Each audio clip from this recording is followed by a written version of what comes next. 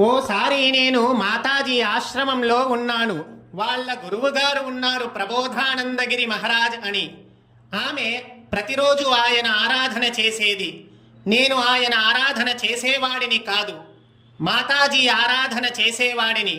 ఎందుకంటే ఇదివరకే నాకు బాబా ఉన్నాడు గురువుగా, లివింగ్ గురువుగా మాతాజీ ఉంది.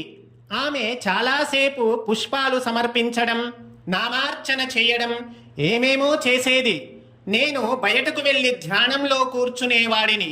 ఏమి నాయనా, నువ్వు కూర్చోవా పూజలో అనేది.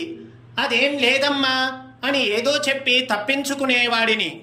ఒకరోజు మాతాజీని అడిగాను, మాతాజీ, కొన్ని గ్రంథాలలో ఏమో మూలాధార చక్రం నుండి శక్తి ప్రవహిస్తుందని అంటారు.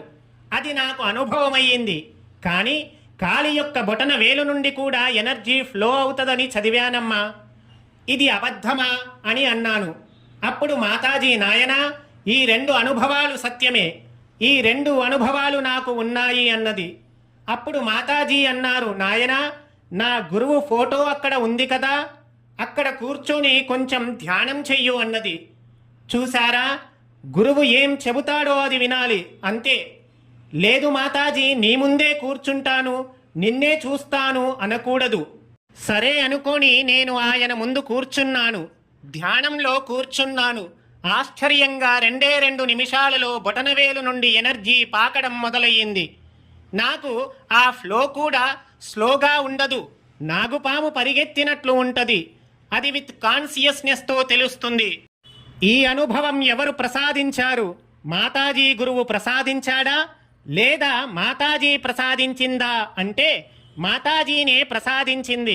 నేను ఎప్పుడైతే అలా అడిగానో, నాయనా, నీకు ఆ కోరిక ఉందా అని ఆమె చెయ్యవలసింది చేసింది.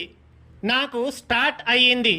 చూసారా బాబు, ఇటువంటి అనుభవం నేను పొందాలంటే ఎన్ని సంవత్సరాలు తపస్సు చెయ్యాలో కూడా నాకు తెలియదు.